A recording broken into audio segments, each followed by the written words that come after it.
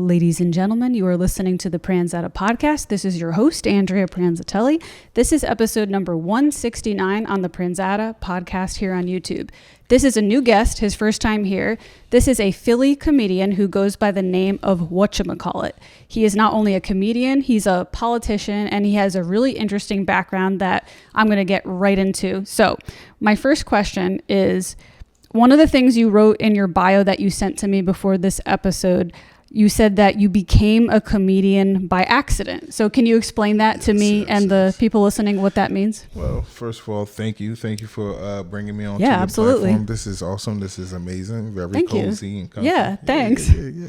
And you have a very soothing podcast voice. Like, you know what I mean? And that was yes. And it was a very good intro. I appreciate that.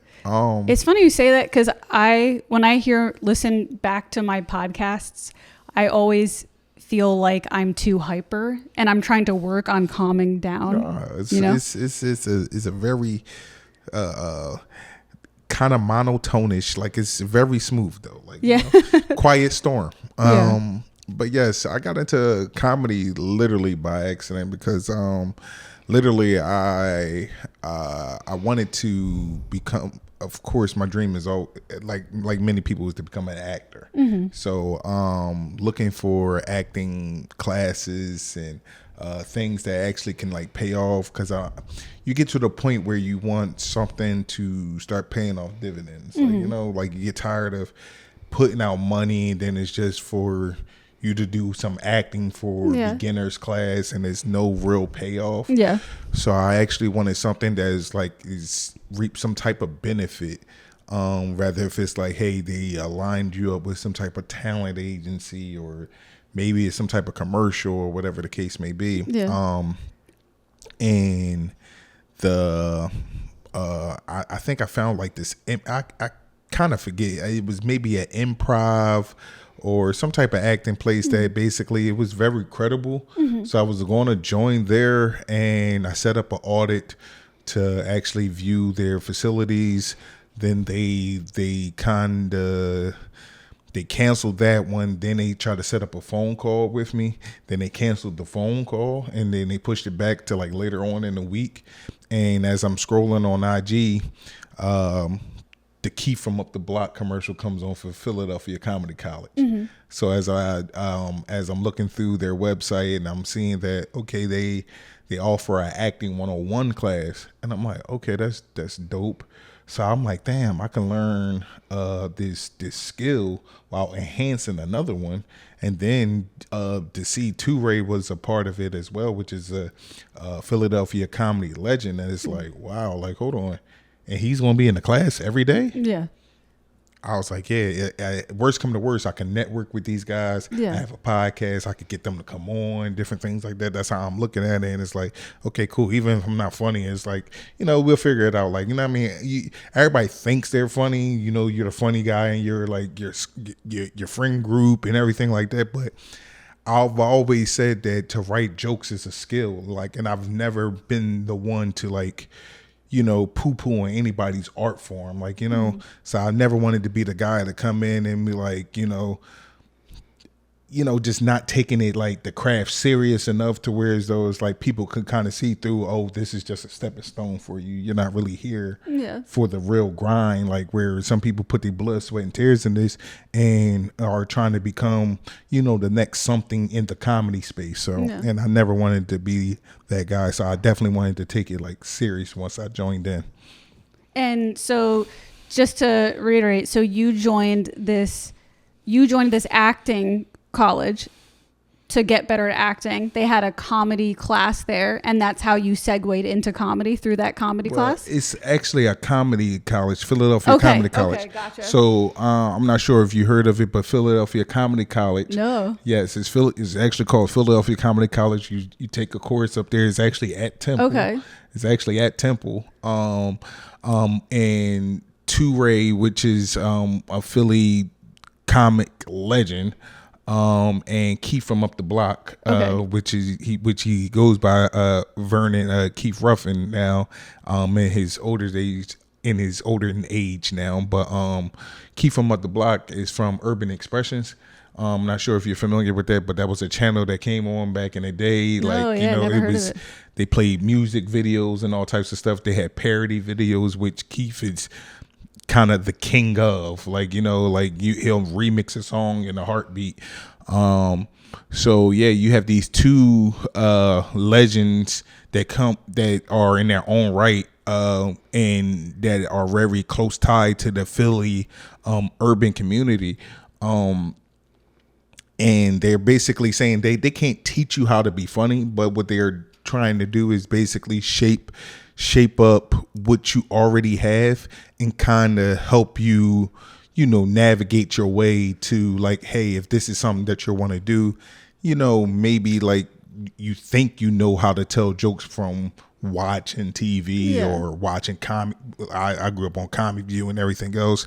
You know, I'm an Al Sadiq fan. Like, so you think you could tell stories, but you don't got all day to tell that. Like, so did you find it useful? They teach you how to trim the fat. Like, you know, get your jokes down short and concise. Try to get it to the point, and they help you reshape some of your jokes. So, yeah. And then they also teach you how to just initially how to even approach writing a joke, like, you know. Right. And I think once I learned that, it was like, oh, that's how you write a joke. And once the brain unlocked out, I just fell in love with it ever since. After going to the comedy college, did you segue then into open mics? Is that what happened? Yes. Like the first day of class, what they do is the first class, they allow you to audit it.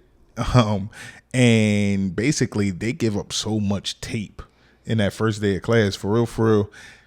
If you're somebody who's financially, you don't want to take that sacrifice of taking the class, if you go to that first class, you almost I don't want to say that because I want them to still get their students and stuff like that. But in a way, like, you'll rob yourself if you don't take the class. Right. But it just needless to say, they give up a lot of information in that first day that is priceless. Mm-hmm.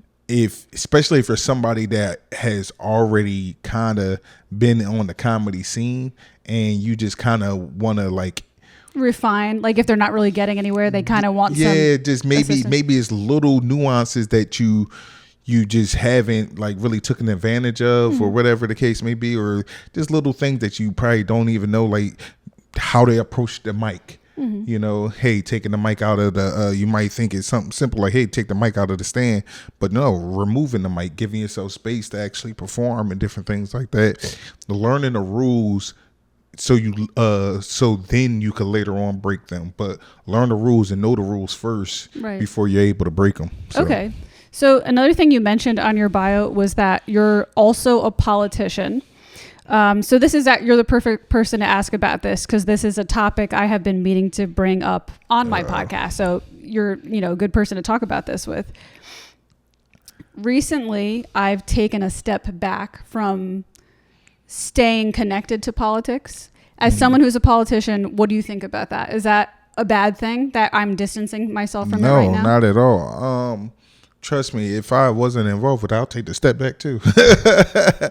No, but there's so for example, a lot of people like to stay informed, but personally, I've been finding that staying overly I can't care about everything. Right. And it's not that I don't care about politics. Like, some people send me things. People will send me the Jeffrey Epstein stuff, and people will send me, stuff with like Russia and, the stuff that was going on with ICE and everything. And it's not that I don't care. Like, these are all very serious, very sad things. But the issue is I'm one human being, and I can't care about all of it while being a good person in my everyday life. So I've kind of chosen not to care temporarily. Mm-hmm. And I'm just curious, as a politician, do you think that's a bad thing if young people are like, I can't get involved right now? No, it's overwhelming, it's overstimulating, it's a lot of things, and there's so much going on in the world that it's like how do one care about so much when it's like, well, what can I actually do? Yeah. Sometimes you got to take a step back. It's like, well, what can I actually do? They bombed Iran. Like, what can I actually do? Like, you know what I'm saying? Like, and with me, with my position, I'm a very, very low ranking politician. I like to say I'm an entry level politician. Are you a councilman or? I'm a committee person. Okay. So, that's basically, I'm an executive ward committee person. That's the actual full name of the For title. Philadelphia In my district. In your Yeah, district? yeah, it's in Philadelphia though. In the Southwest, the 51st Ward, 27th Division. Basically you get a piece of the area that you're in. So the 51st Ward, so I govern over about 7 blocks, and you're over a voting district, what they call it, excuse me, a voting district. And the whole idea of my position is to one, what is the alignment with the ward? How do they feel far as voting wise? Like who is it, who are we aligning ourselves with, and now transferring that information to my people and telling them, hey, this is who we're going to the polls and voting for. Okay, like, and this is kind of how the people tend to get into office. And the sad truth behind it all, if I can uncover, bring your hop behind the scenes a little bit, is that it's stuff that y'all already know. It's like kind of like the party with the most money always wins. And even when it's broken down, like how we about to go into the primaries, about to have the vote for the primaries pretty soon. And sadly, is like, this is when it's party versus party on party, where it's like it's Democrat versus Democrat, and then it's like, hey, this best candidate is the person that moves up to become either the council person or the next runner up for whatever positioning or whatever.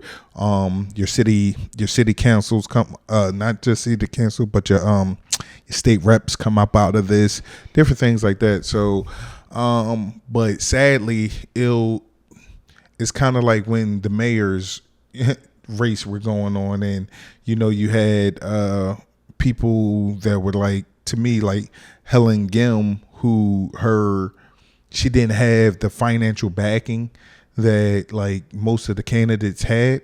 So a lot of things that she was saying was just going over people's head because she didn't speak loudly, like the other candidates.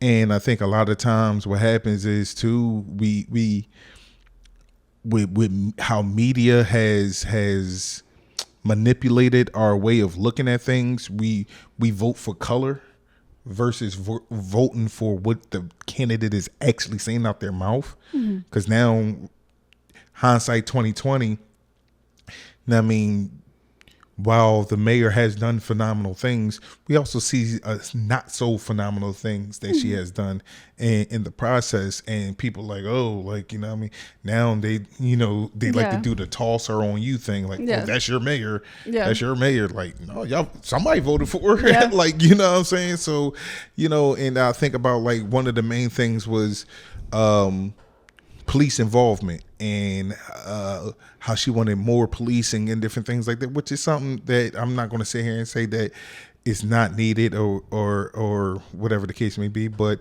it's also the psychological effect of it, where somebody like a Helen Gim was actually trying to actually implement, whereas though, hey, like people who are getting calls for somebody who's maybe is a 302, somebody who's not mentally stable and different things like that, instead of approaching them, and these situations become met with like brute force. These things can get met with a certain level of care, because you'll have actual mental health professionals that will coincide with the police and different things like that to report to some of these called in incidents. Okay. So, so it's like to each his own. And that's like, sometimes your personal interests don't always align with the party's interests. And then you have so many other tactics that go on with who's tied to what organization and things like that. So it does become kind of a dirty game. But with my position, I'm just able to receive the information, give it to my people, so my people can be up on it, because I like to be proactive. Unfortunately, I had my car accident during my term, so like two and a half years. Actually, I do want to ask you about that. Yeah. So in your bio, you talked about how you had a car accident in which you broke your neck. Can you explain how that happened? Yeah. So one evening, coming home from my then girlfriend's house, now fiance, was leaving her house, and sadly it was after like some mixed words were exchanged. Just a driver just being careless. He was in a parking spot, came out the parking spot, went back in the parking spot, then came out double parked. So as I'm going around him, just a few seconds it took for me to try to stare at him to figure out, like, who is this idiot? Yeah. Like, that's doing all this weird stuff. And that few minutes, the few seconds that it took for me to look at him, and as I'm getting ready to get back into my lane, the oncoming car hits me. So, and you can see it tore pretty much the whole side of my car up.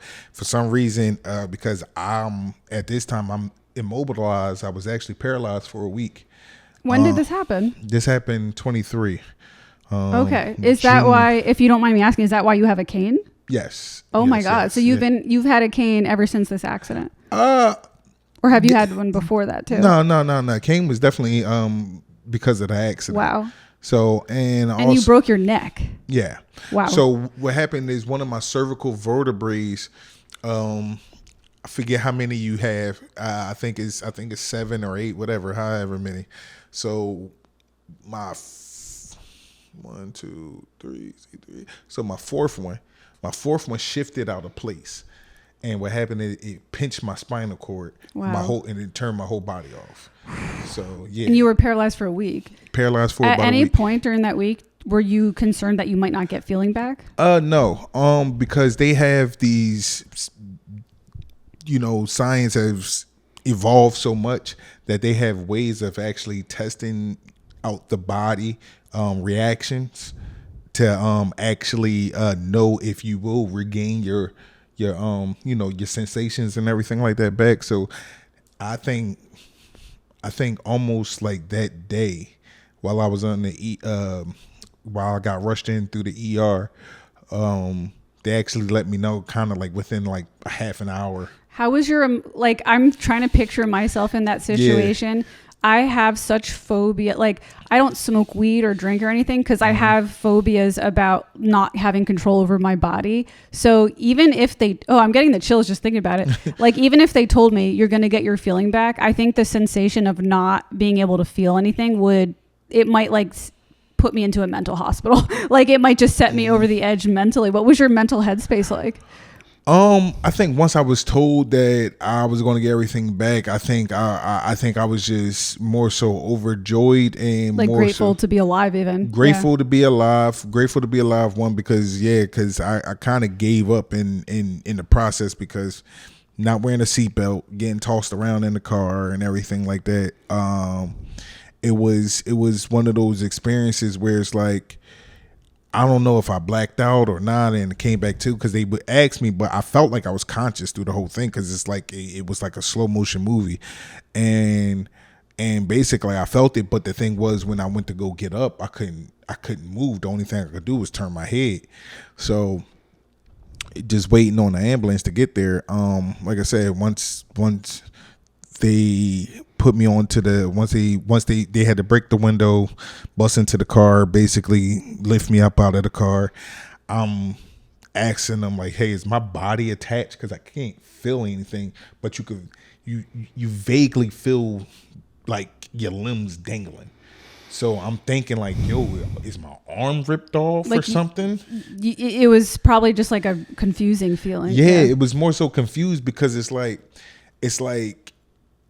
you just feel, you can feel the stuff dangling.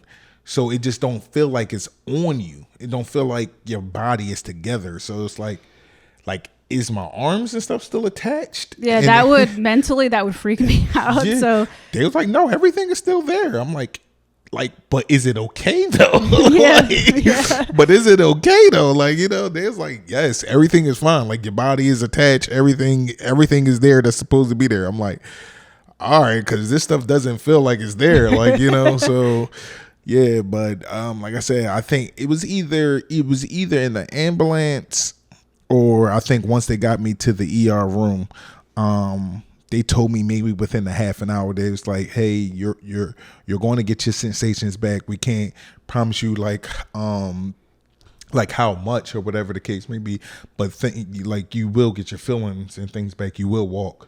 what was because I mean, I've never had an injury that severe, but I've had different injuries in my life. I've had different experiences of chronic pain in my life for different reasons. And I feel like a lot of wisdom or humbling comes from those experiences. What do you think is something you maybe learned or some wisdom you gained after that, like a lesson you learned? Well, one, put your seatbelt on. That was one. But slow down, because anybody who knew me prior to this accident, like, know that I'm always moving like I'm in a rush, and I'm not going nowhere.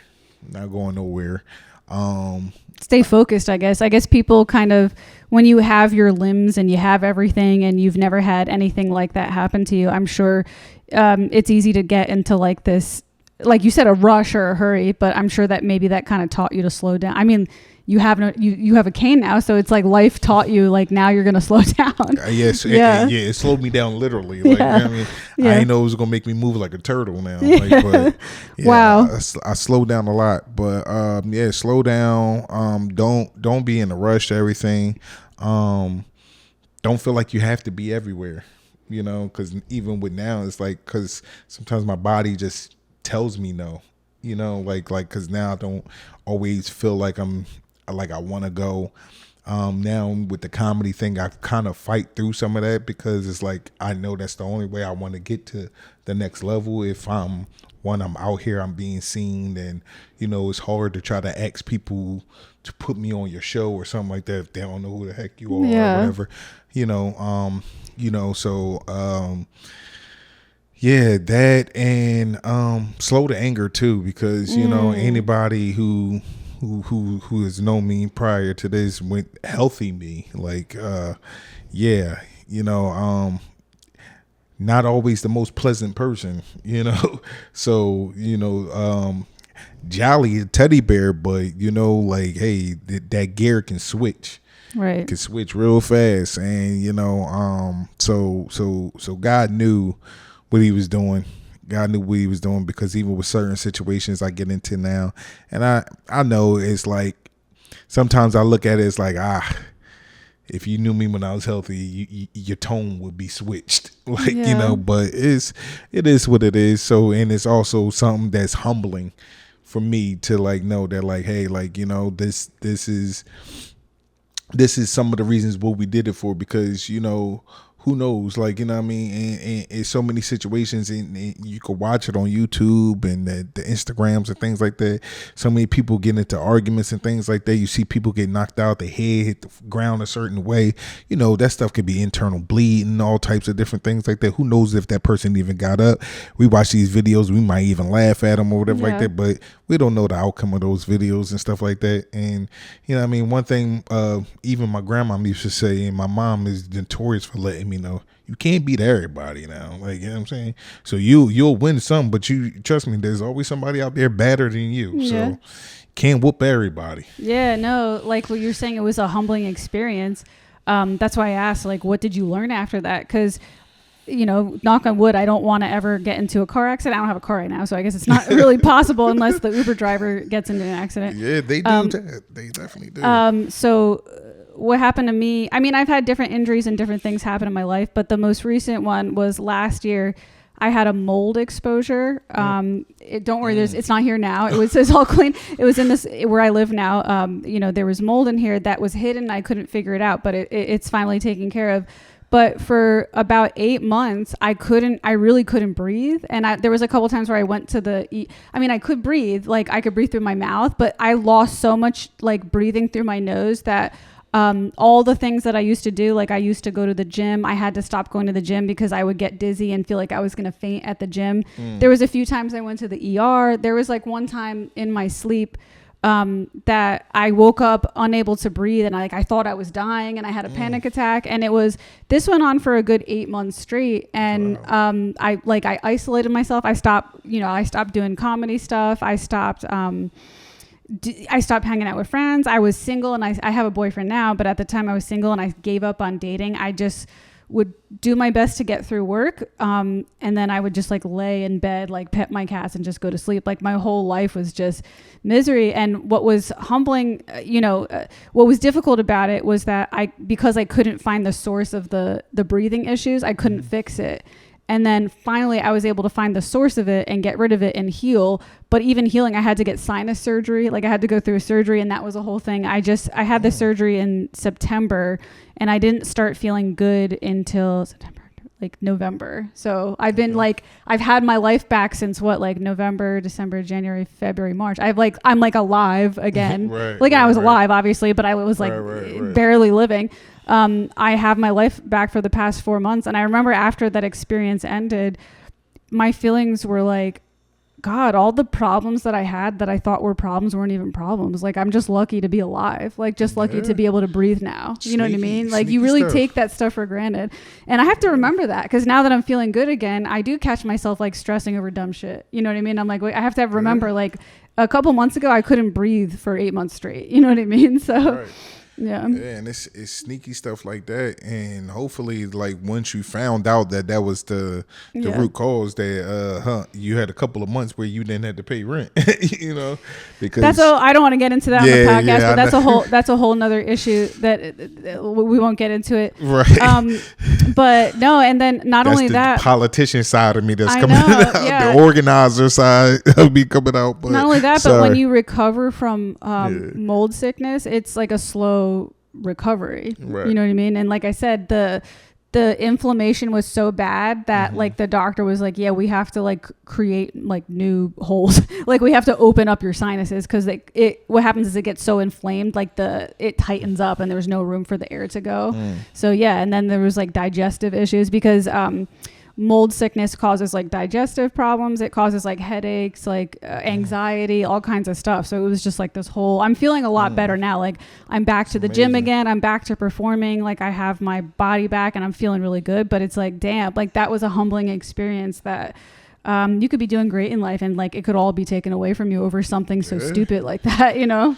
Just a moment. A moment. I don't want to jinx it, but no, it's not. But it's just a moment in time where it's like, hey, if you're not paying attention to something or not knowing the root cause, I mean, just think about how many people may have either, from gas leaks, or being inside of buildings that are exposed to asbestos and stuff like that. Yeah. So it's like, so yes, you definitely have to count your blessings. That's something that, especially in a city, there's a lot that goes on here with the environment and everything like that. I'm sure you know that because you're a politician. I'm sure you've seen it all. No, not much now. Like, like I said, very low level politician, very low level. But, I did want to ask you this because I wrote it on my list. Since you are interested in politics, what political cause are you most passionate about? Like, even if it's small level politics or grand scheme politics, like what are you the most passionate about in terms of politics? Oh, man. Well, I was a part of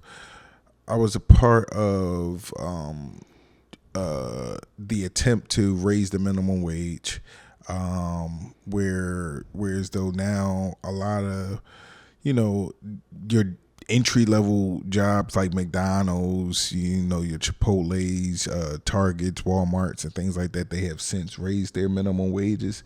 But still, we haven't raised it at a state level. Like, the Pennsylvania minimum wage is still $7.50 to this day.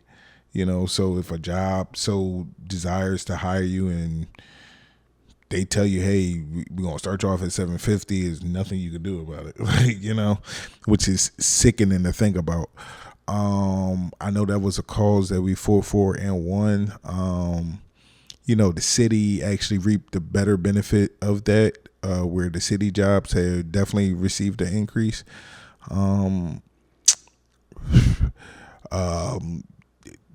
Not quite defunding the police, but actually rejecting the police. Actually, were trying to get a $17 million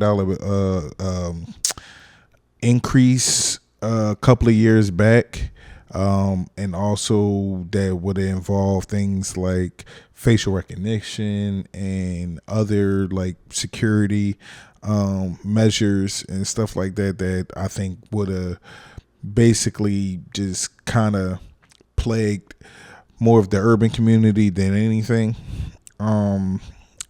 But I would say like my I guess a cause that I would say that I'm like deeply passionate about, anything that's like community building, community binding, anything that like, like I recently had a toy drive, that was very personal, wasn't sponsored.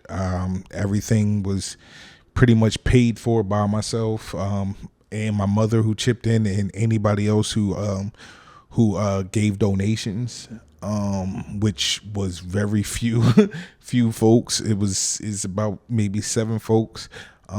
Actually, even one of them from my comedy class, who gave some stuff to make sure that these kids had something to take home for the holidays. Oh, wow. So anything that's like more so community, like giving back and actually can kind of pull the community in, is like causes that I really care about.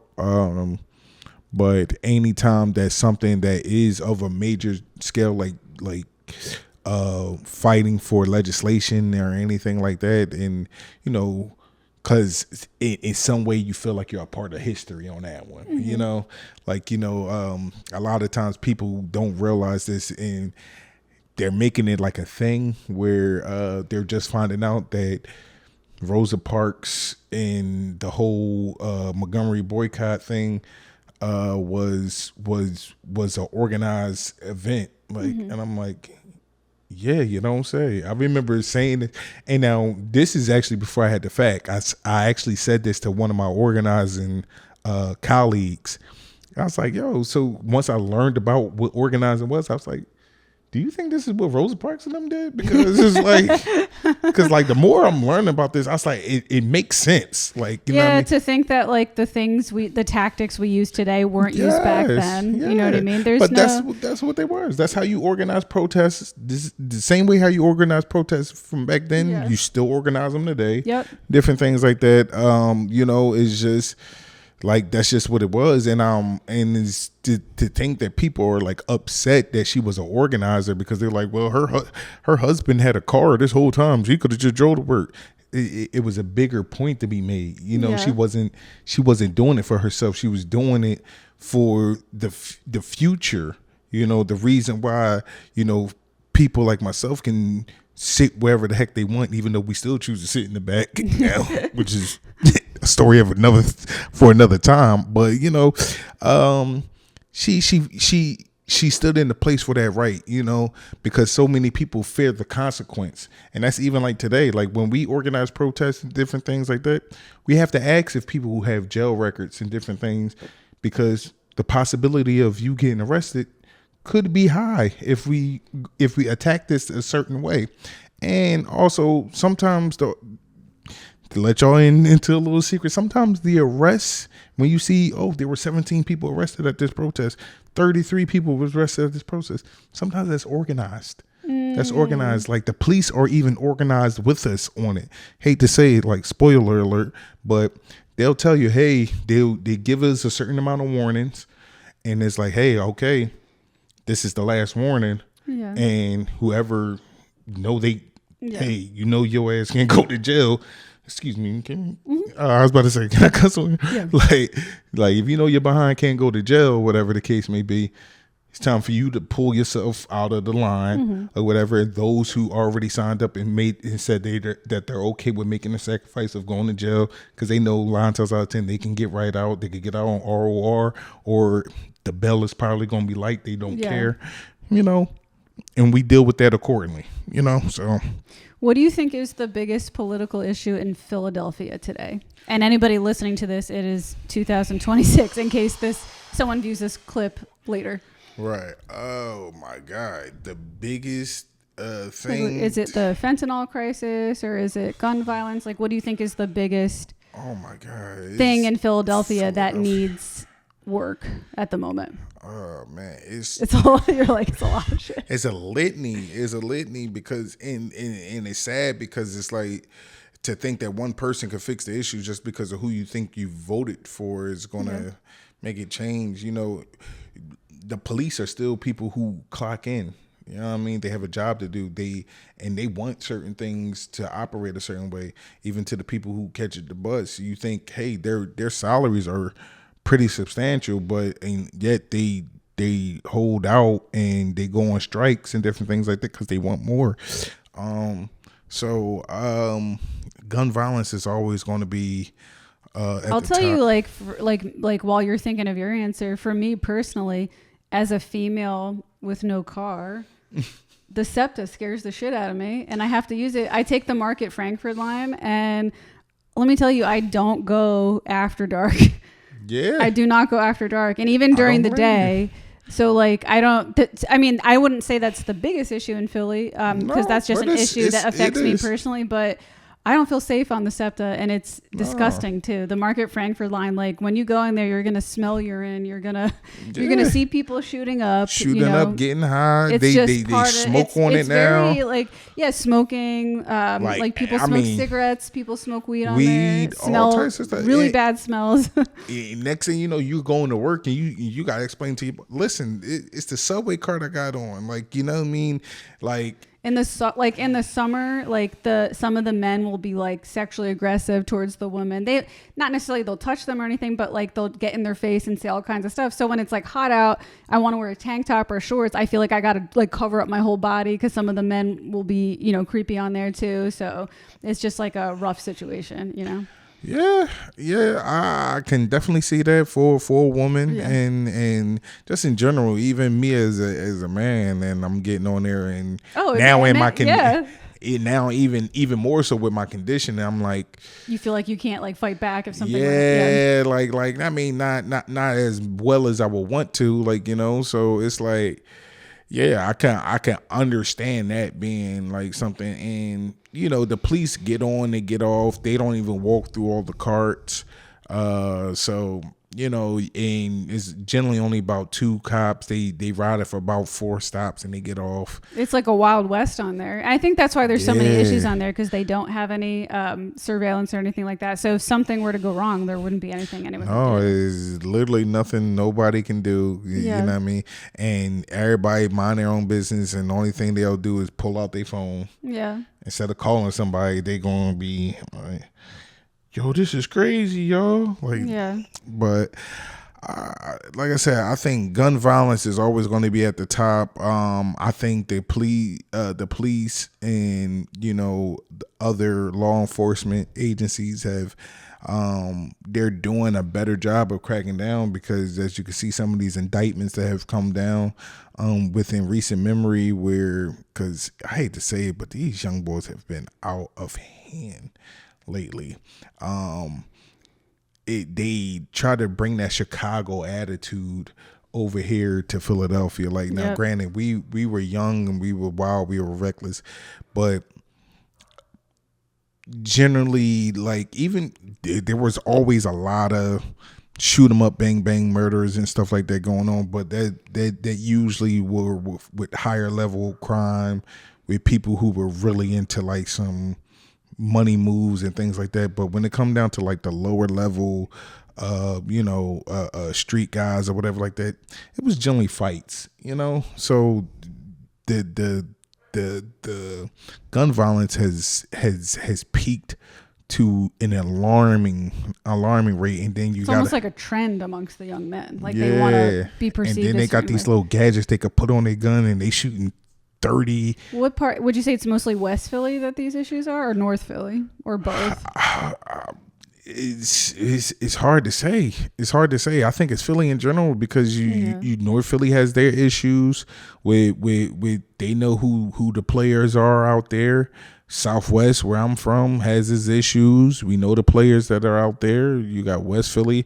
West Philly just had West Philly, I think they were tied up with that indictment a little bit that stretched all the way up to like North and parts of South and things like that. So it's Philadelphia in general. Yeah. It's hard. It's hard to say who's who or whatever the case may be. But yeah, there's so much going on that you do want some type of like stop to it. Like, it's like something got to give.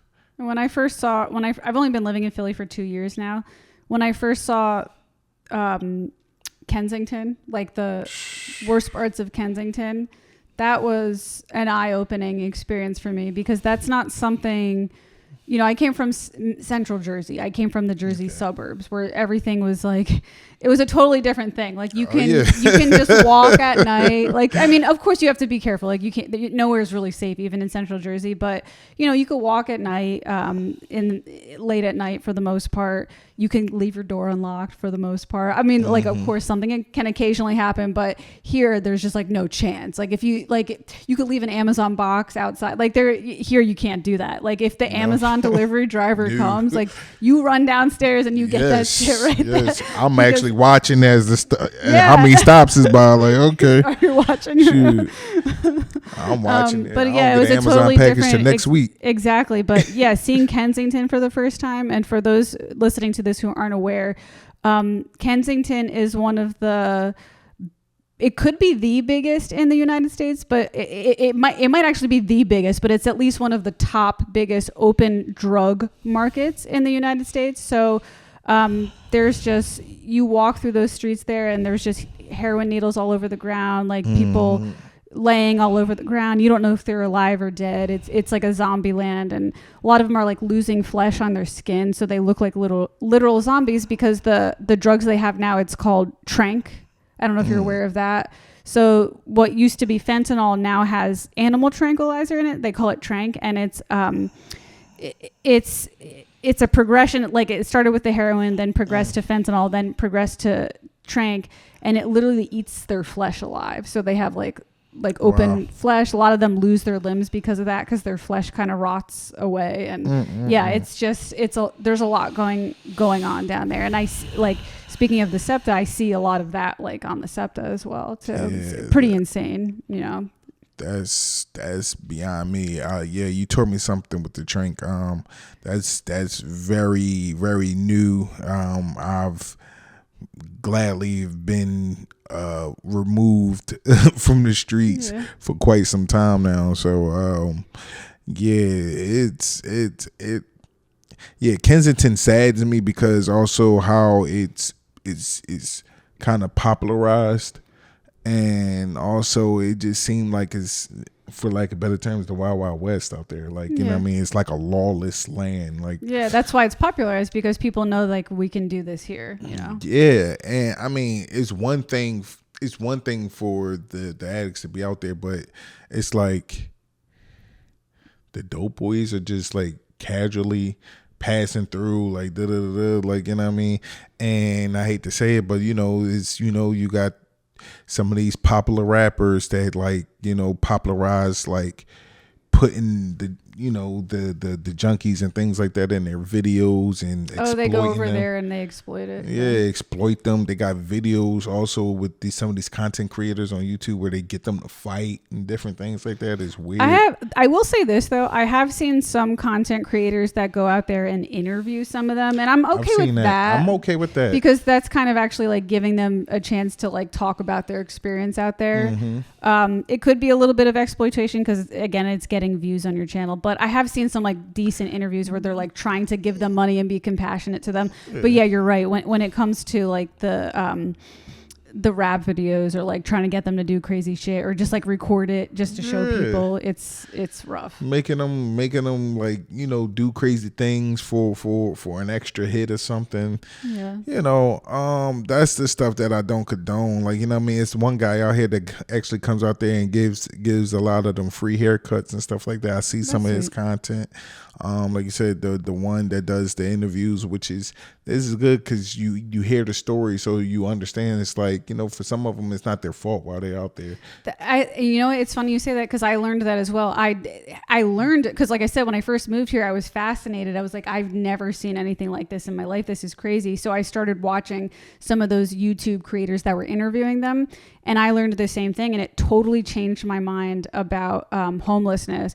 Like a common response for people that are unaware of homelessness is, why don't you get a job? And like that would have been my initial response as well. It's like, hey, get a fucking job instead of begging for money.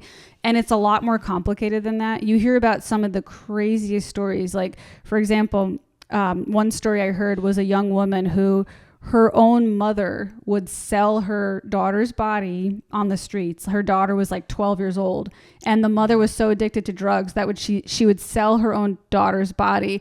Now her daughter grows up in this environment, and that's the only thing she knows. That's the only way she knows how to make money now. That's just what her life was, what she was exposed to. She was prostituting for her mother's drug addiction when she was 12. So she gets into this. And once you get into that lifestyle, it's not as easy as just get a job, because like, who's going to hire you? Like, you know what I mean? Like, right. You don't have an address. Where are they going to send your paperwork to get started on the job? Like, you don't have a place to shower. Paperwork. Like, how are you going to show up smelling good for the job? You might not have, you might have a job interview, and then because you slept on the street, somebody stole your shoes, and now you can't walk to the job. Like, you know what I mean? So it isn't as clear as just get a job. Like, a lot of these people end up on the streets for all kinds of reasons, you know? Yeah, it's wild. Yeah, it's sickening like that.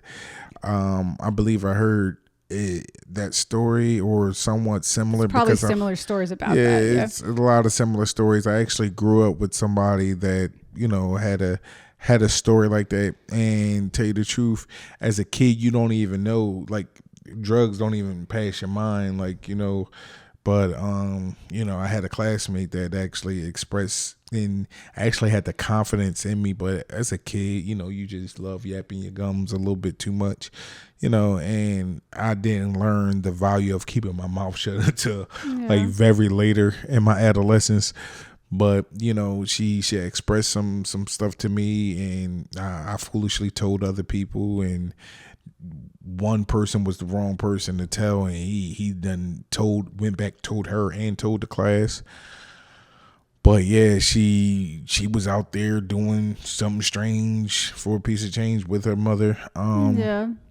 You know, and this you talking about as this is 4th and 5th grade, you know what I mean? This kid is nothing but probably 10 or 11 years old at the time. So it's like what is it for? Like, and drugs don't even pass your mind. But now that I'm older, it's like, oh shoot, probably was, you know, if those stories were real. Like, I have no way of finding out that those stories were real, but it's just, you know, it's you know, it's a sad reality, you know.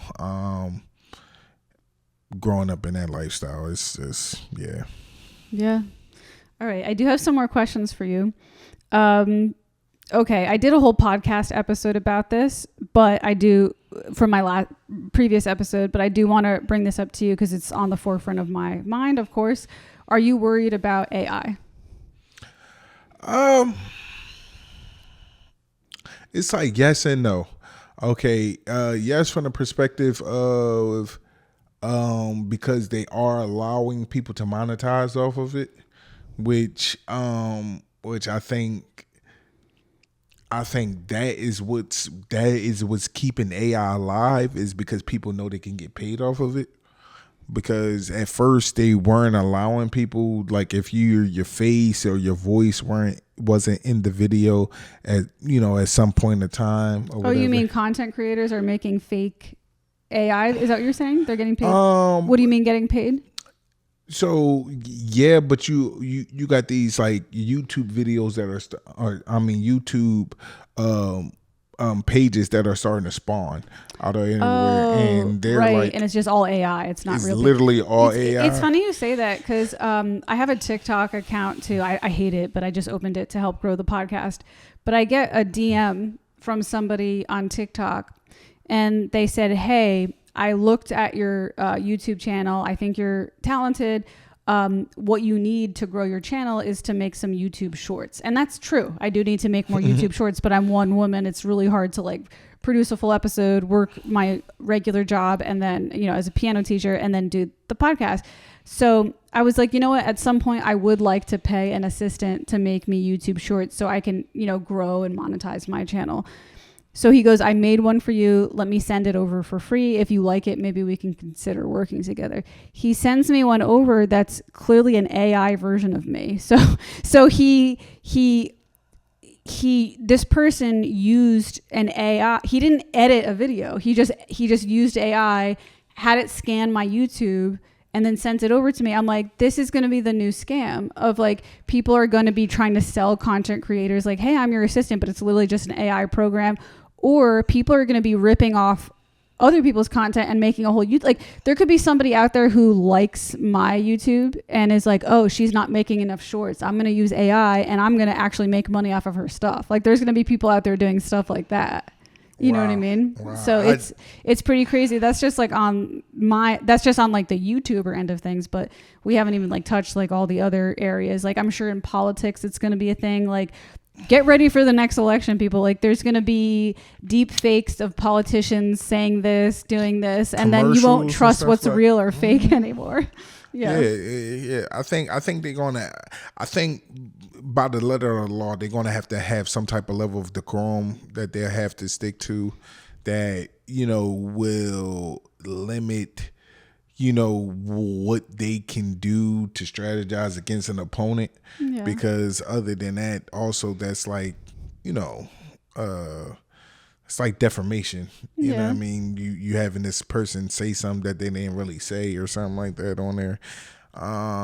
But yeah, that's actually scary. I didn't know it was actually that advanced, where even us smaller folk, that they're just able, like granted, like I already see that and to me it's scary because it started with the video game, because with the 2K and stuff like that, you can scan your face in there, and I think with some of us, we're so excited to use this like new material, thinking like, oh, it's cool, it looks decent, I can make myself a superhero, whatever the case may be. But at the same time, it's like you're putting data out there for them. Like, you're putting your face out there as data now, like, and it's like, I don't know. To me, now that you added that element, yes, I'm terrified of it now.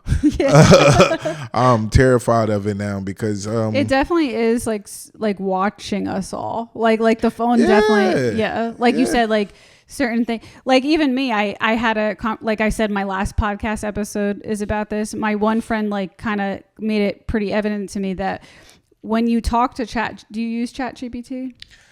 Just started. Trust me, I'm a late bloomer to it. So ChatGPT has been a really useful thing that people go to for advice. Like, so let's say you're in a situation, you're like, I genuinely don't know what to do. I don't know who to talk to about this. I don't know what the right thing, like hypothetical. Like, let's say a guy is in a marriage and he doesn't know he wants to stay. He could literally type this into ChatGPT and say, "Here are the pros of my marriage. Here are the cons of my marriage. I don't want to go to a friend. I want an objective opinion from a robot who sees all this information. Tell me what you think." And it can do a pretty good job at helping people with those kinds of things. But now the issue is these little diaries, these little ChatGPTs has all our information, like all our private, like that guy who's going to complaining about his marriage. Now that person like could be blackmailed for different things, like especially if it's like a person of like a public figure or a politician or something. Yes. So people, it's getting me to really rethink my relationship. I don't use ChatGPT anymore. I do it for very basic things, but I don't use it as like a therapist anymore. You know what I mean? No. Don't tell it personal information. No, I have yet to use ChatGPT that deeply. A lot of people do. Now, the funny thing is though, I learned from a homie that I can name it. So once I did name her, you know what I mean. I changed it to a girl voice. I did name her. Her name is Yo John. So when I say Yo John, she pops in like, "Hey, what's up?" Like, you know. So but that's I don't know. Technology is always going to be evolving, and I think they're getting to a place where they're doing a wee bit too much. They're doing a wee bit too much, and it's scary from that aspect of it all. I think I'm concerned for not only creators but people that are into the arts, you know, from actors, you know, singers, songwriters, because you know they can make whole songs now. You seen they done turned Move Bitch to a gospel song. Like Ludacris Move Bitch then got turned into a gospel song, and it's fire. It's really? Fire. So fire. 50 Cent Mini Men got turned into a 1950s blues soul. Oh my God, that joint is fire. So it's totally capable of creating songs, creating cover songs and things like that. Like, you know, you got they have one where I think they had got this AI that actually was like the first signed like artist or something like that, but it's a person that actually is still writing for the AI, like, you know, that's actually spitting the lyrics, but it's getting it to sing a better, but they're using a different voice, which is weird. But you know, at the same time, you know, sometimes those who can't do, they teach. So you put this into an AI system, people for some reason they attract themselves to like cartoons and things of that nature. And are you worried for the young people who are kind of just gonna? Yes, that's even worse because like look at now with the indictment that's happening with the Roblox thing, you know, and so many young folks that have been, you know, misguided on programs such as that. I don't even know what happened with Roblox. Can you cue me in? Well, Roblox basically they had this like big sting operation thing, whereas like a lot of these PDFs have been getting caught up on there because they've been soliciting a lot of the kids and the younger ones on there. So there's a whole thing now. Now they have infomercials out like, hey, was your kid approached or messaged by somebody that was, you know, they shouldn't have been talking to on air and stuff like that? It's that, and to TikTok too, because even TikTok is scary. Yeah, TikTok can be scary because, you know, I hate to say it, but you know, they ain't gonna know who it is because they probably ain't even gonna watch this. That's okay. But I had a cousin that, like, you know, I had to say something to his daughter, but at the same time, it's like, you know, they going, their kids, they gonna still do what they want to do, which, you know, and it's like sometimes I like that's probably one of the other things that I should have been like more authority, been more of an authority figure over, and kind of like. Because as a kid, you still need to know the explanation of why, not just doing something because an adult told you to, but also understanding why and the ramifications of what that action can lead to. Because she's dancing to a song, and now all she knows is she's doing dances that's popularized on TikTok and all that stuff like that, all that swimming stuff and all that. She don't know, but the song that she's dancing to is saying some really derogatory stuff, and I'm like, I know that ain't my little cousin over there dancing to that stuff. Like, I'm like, she don't know what she dancing to. It's messed up because, like, especially if it's like sexual in nature, you don't know who's watching it and who's like sexualizing these kids. Yeah, I've seen it. Yeah, I've definitely seen stuff like that. Now they was bleeping they weren't bleeping the words out so much. It's just that whoever that artist was, they were covering up the words, you know, and it was like, she a fool. She do a split on that. Yeah. Just because they ain't say the words, her little mind knows what that. And she's underage. Like she's underage. Very much and underage. TikTok allows that. Yeah, very much underage. But it's a song. You're dancing to a trend or whatever the case may be. And I'm like, that song shouldn't even be able to pop up in her like catalog. Yeah. You know, especially if she's telling her truth about her age on the site and stuff like that. Like, you know, I mean, I think certain songs should be demonetized from, you know, from that age group. Yeah. You know, and the words weren't being said, but they were very much implied. It's obvious. Yeah. And I know what my head was at 6 and 7 years old. Just because I didn't know what certain things was, I very much knew and was well aware what sex was. Yeah. You know what I'm saying? And sometimes you hate to say it, but it starts early, you know, and sometimes some of the inappropriate touching starts early, you know, with you and other classmates and stuff like that. Oh, yeah. So it's not a rare thing. So this is why I always tell people, no, I don't have kids, but I tell people with kids, because I remember being a kid. Now, you might be naive because your childhood was probably different. Listen, I'm telling you, don't be scared to talk to your child because they know. You think they don't know. They know. They know what sex is and stuff like that. It's funny. I don't have kids old. either, but I've worked a lot with kids in my life. Like I teach piano lessons to kids, and I've helped substitute teach in Philadelphia and that sort of thing. Kids are not like.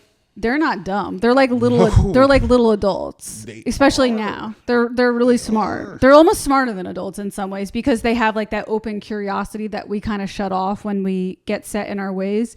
And you're right. You know, they know stuff, you know. Yeah. And it's scary to the degree of how much they know. Yeah. How much they know. And we want to be naive as adults. Like, oh, all right. Yeah, just because you think like, you know what I mean? You made a better choice by moving out into the suburbs and things like that, and the schooling is better. No, that's actually the internet can go anywhere. The internet could go anywhere, and then you're not always around who their friends are. Yeah. You don't know their friends' background, the people who they're encountering every day and different things like that.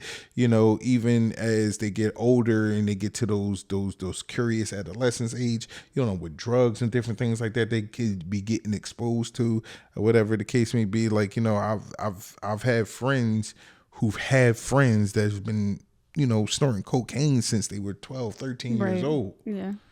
That's middle school ages. Yeah. Like, you know what I'm saying? Like, yo, you in 6th, 7th grade. Like, why do you need to get high? I've seen that when I was younger. You see what I'm saying? Yeah. So it's like, yeah, and you over here like, oh, like I don't want to have that conversation. Yeah, they're okay. My kids never do that. Like, yeah, all right, yeah, okay, yeah. All right, I have one more question. Believe it or not, we've been going almost an hour. So I have one more question for you before I end the podcast. So I like to include self-awareness questions. What is one thing you are working on right now that you felt has held you back in the past and you want to work on for the future? Oh, man, procrastination. Okay. I can relate. Procrastination, and and that's kind of why I've been attacked in my comedy career a little bit differently because of so many missed opportunities, so many things that I've put on the back burner and say, oh, but I don't have this, I don't have that. And this is one of the few things that I really don't have any excuses of why I'm not chasing it. What kind of, when you say I don't have this, I don't have that, like for excuses in the past, you mean like feeling like you needed to have a certain thing prepared in order to start something? Yeah, like you needed things to be financials to be in line. Yeah. Oh, I don't have a camera, even though our camera, you know, our phones and stuff shoot 4K now, so you don't need that $2,500 Canon camera or Nikon, whatever company, you know, feeling like, oh, well, I don't have the team and different things like that. CapCut makes everything simple for you to like edit and chop down, you know, and sometimes it's all about you just actually taking the risk and looking at the stuff or whatever like that and doing it yourself. And I think sometimes you just get overwhelmed with things that you don't know and you don't even try. And that's been kind of the story of my life, where it's like, hey, I've been my greatest worst enemy, whereas though it's like I have all this talent just boiled up that shares itself with the world when it's easy, but I don't share myself with the world when things become hard. So like I said, with this comedy thing, this is the first time in a long time that I've been in prime control of my own destiny. Like there's nobody in my way. There's nothing holding me back. Like I said, even with the accident and things like that, God has placed me in a place where now I'm technically disabled. So it's like I don't have to clock into a job. You know what I mean? I don't have the. So I guess that's like the hidden blessing of the disability is that because you're able to get disability with your situation. Yeah. So now you have the freedom to pursue comedy because it's not right now. I'm sure in this stage it's not a paid job, so it's not like you're messing with your disability. Yeah. I'm not messing with my disability or anything like that. And then on top of that is like because I get the disability, it's like okay, well, it's not like I'm hungry for anything because I know I'm going to get paid regardless. So it's not like I'm messing up the job or like I don't have to call out because I got this gig or anything like that I don't want to miss and everything like that. So it's like that's what hinders a lot of people from chasing their dreams is that they don't have the freedom to actually chase it and obtain it. So right now I'm in like prime position. It's like it's like a thing where it's like, let me take advantage of this. Let me take advantage. I think this is God actually showing me a sign because I've been in entertainment my whole life, and then actually like to a level or degree, you could kind of say amateurly professionally, for about 20 years. So it's like, how often are you able to do open mics now that you have the freedom to do it? I could go out every night if I want to. Do you try to go out every night, or like what do you average? At first, I was like overexerting myself, hitting open mics.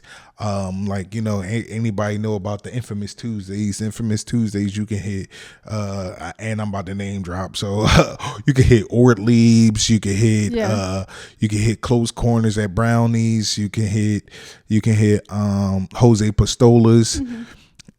And then you can hit the late night mic at 2 Street. Like, you know what I mean? You got 4 mics in one day. Now, that's not even counting what you just did the day prior on Monday, where Punchline. They have one in this neighborhood, too. I don't know if you're aware. Oh, wow. Gonna have to tell me about that one. I probably hit it already, but I'm gonna see. But you got Punchline, then you got Comedy Joan, the infamous Comedy Joan with Keith from Up the Block, which is one of the oldest longest running mics in the city. So already you done did almost 6 mics, and it's only Tuesday. Mm-hmm. You see what I'm saying? So you're getting the reps in. So Wednesday is a good day for mics. Thursday, you got. How long? Because I know you talked about joining the comedy college. How long have you been doing comedy now? Remind me. 4 months now. Oh, okay. So this is pretty new. Yeah, wow. Vaguely new. That's why if you notice, like I didn't come on here like trying to be Mr. Jokester the whole time and stuff like that. Because honestly, there's certain comedians that they've seasoned and they've like someone like Mark Norman. Like I don't know if you're familiar with like some of the big names right now, but Mark Norman is someone who like, he's a seasoned comedian. He's been doing it for years, and it's like he just jokes. But there is something about like when a new comedian's like trying to crack a joke constantly that's like gross. So I actually appreciate like it's like, do you know why it's gross? Because when a brand new comedian tries to crack a joke all the time, you get the sense that they need you to laugh for them to feel okay. They looking for that validation. They're like looking for it's kind of like if a hot girl is like, do you think I'm pretty? Do you think I'm pretty? Do you think that's like how it feels like when a looking in the mirror every 5 seconds, like, oh my God, like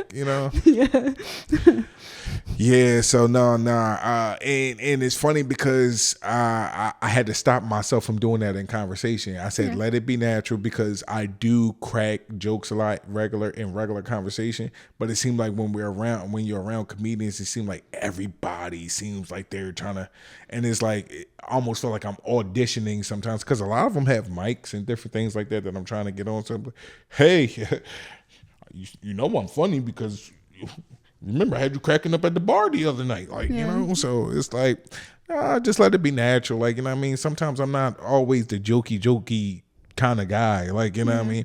Even though I'm a very hilarious person, but you know, on my day-to-days and regular chills or whatever like that, if I don't have to turn on the funny, I mean, I'm chilling. I'll let it come out like when it needs to come out. Like if you say something stupid or whatever like that, I'll pile onto it like, oh, did you mean to say that? Like, you sure? Like, you know what I mean? Did you study that word? Like, you know what I mean? Simple stuff. It's not like, you know, you let the moment be funny. And that's the thing about funny. It's not always what's being said, is how you say it sometimes. Right. And it's like, you know, and I think I'm trying to get into that space where it's like, you know, whereas though like is, and I'm learning that from watching other season comics, because I'll look to just hear the material and sometimes I'm looking as like a student like, well, they didn't say nothing that phenomenal. Yeah. But it's how it's the delivery. It's the delivery. It's how relatable it was to that particular audience. You know what I mean? So, you know, and then people that are seasoned, they cultivated their audience. So people already, they know who they're talking to. So they don't have to do all this elaborate, like, well thought out plot, joke premise or whatever like that. They come out here and talk to these people, whatever like that. Look, shoot, pretty soon, hey, I'm gonna be touching 40 pretty soon, and it's gonna be like, you know, everybody. Oh, you're gonna be 40 soon? Not that soon. Okay. How old are you? 36. Okay, we're about the same age. I'm 37. So when's your birthday? February 3rd. Okay, so mine's May 25th. So we're not. Oh, Gemini. Yeah. Okay. What are you? I'm a Aquarius. Aquarius. Okay, they say Geminis and Aquarius get along. Yeah, I've heard that. My grandmom's May 27th. Well, she was really? May 27th. Yes. I had a boyfriend who was May 27th a while ago. We broke up. Oh yeah, y'all 2 Geminis, man. That's crazy. Yeah, it was rough. 4 different people, right there. Like, you know, but yeah. So, you know, it's just it's a beauty. It's a beauty in the learning process right now. Yeah. Just being a student of it. You know, I got to get used to the thing of saying the same material all the time. That is right. I know what you mean, because like what you talked about, I used to do comedy. Like even sometimes I'll see my friends at their shows and I'm like, I already know what they're gonna say. But you know, like you said, you have to get really good at it. Right. It's nice when I'll see some of my friends like throw in 1 or 2 new jokes here and there. I'm like, okay, that's good. But you know, I see them and I'm like, I already know their whole act. Like, you know. Yeah, and then you have to think about it like this: is like they're not doing it for you; they're doing it for the audience. Yeah. So and the audience probably never don't know, they never heard it or whatever the case may be. So. Yeah, so yep, like I said, just trying to learn those nuances and stuff like that, you know, and realizing that like, hey, you're not going to be the finished product on day 2. So, you know, just love the grind, you know, and let things happen, let it flow. I like that. That's a good note to end the podcast on. Let it flow. I like that. Mm-hmm. So that was it, episode 169. With comedian Wutchamccallit. Is there anything that you want to tell them? Like, I can drop your Instagram below so they can check you out if they live in the Philly area. Yeah. Tell them follow my page. I drop my itineraries. A lot of things is shaping up differently on it right about now. Got a couple of things coming up. I got March Madness with Make You Holler for $1, which is going to be the battle of the see who is the best out of the 32 comedians for a cash prize. That does sound. I actually might want to see that. That sounds badass. Make You Holler for $1 is the 32 comedians. I'm not sure how they're doing the brackets. Like, maybe there's a certain amount of people who are going to perform each week. What part of Philly is this? This is in Southwest. Okay, it's in Southwest. 32 comedians. I think it's going to be throughout the duration of March until you get down to your final 4. So I'm in that. I'm going to do a guest spot on Out of Pocket comedy. Then I have this show called The Collective coming up. That's in April. Oh yeah, and I'm also going to be in the Laughing Buddha Festival. Oh, that's cool. That's out in New York. Nice. So yeah, I'll be there Sunday, March 15th. So yep. Just staying busy. There's a lot of more things coming down the pipeline. Just waiting for some confirmations and waiting for some things to, seal the deal. And I'll just add them to my itinerary. Just make sure y'all follow it, brother. Yep. So that is him. I'm gonna put comedian Wutchamccallit's link to his Instagram below if you guys want to follow him. Check him out. And that's it. Pranzata Podcast, episode 169. Hope you guys enjoyed the show. Have a good day. Bye.